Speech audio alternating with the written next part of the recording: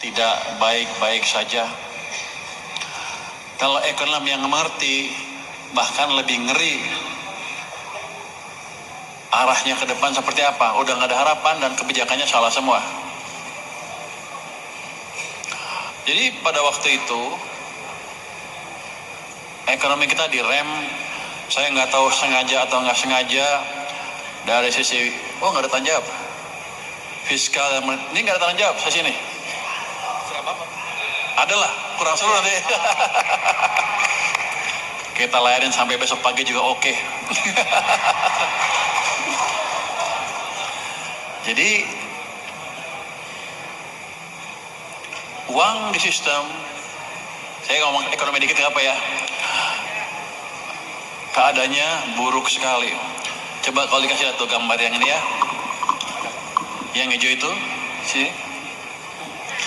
Ini saya kalau orang ekonom, kalau kayak saya, duduk, berdiri.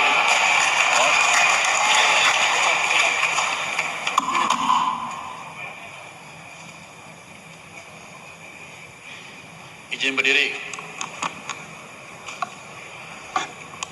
Ekonom tuh ngelihat ketika ekonomi melambat, saya juga nggak berapa tahu kenapa melambat, tapi saya lihat orang-orang turun ke jalan demo besar-besaran. Kita lihat apakah demo itu sebentar akan hilang atau tidak. Kita analisa kemungkinan besar nggak akan hilang kalau ekonominya nggak diperbaiki, dan mungkin kita akan masuk resesi dan awal tahun depan kita mungkin mengalami pergantian kekuasaan yang kosnya besar sekali buat masyarakat kita. Kenapa saya so tahu? Memang ekonomi sedang berhentikan. Kalau Anda lihat makroekonomis monetaris terkenal, pemenang Nobel Milton Friedman, dia bilang kalau Anda mau lihat kebijakan moneter longgar atau ketat, Anda jangan lihat dari bunga, tapi lihat dari laju pertumbuhan uang beredar, base money, M0 katanya. Dia mengambil kesimpulan itu dari pengalaman krisis di Amerika tahun 1930, dan habis itu dipelajarin oleh banyak orang, termasuk Ben Bernanke juga menyimpulkan hal yang sama. Jadi waktu itu katanya Amerika ekonominya hancur bukan karena kebijakannya cukup, kebijakan moneternya cukup, tapi kebijakannya salah. Walaupun bunga 0%, laju pertumbuhan uangnya negatif sehingga ekonominya hancur. Jadi kesimpulannya mereka adalah kalau Anda mau lihat kebijakan di perekonomian longgar atau ketat, saya nggak boleh bilang kebijakan moneter, soalnya terusan BI kali.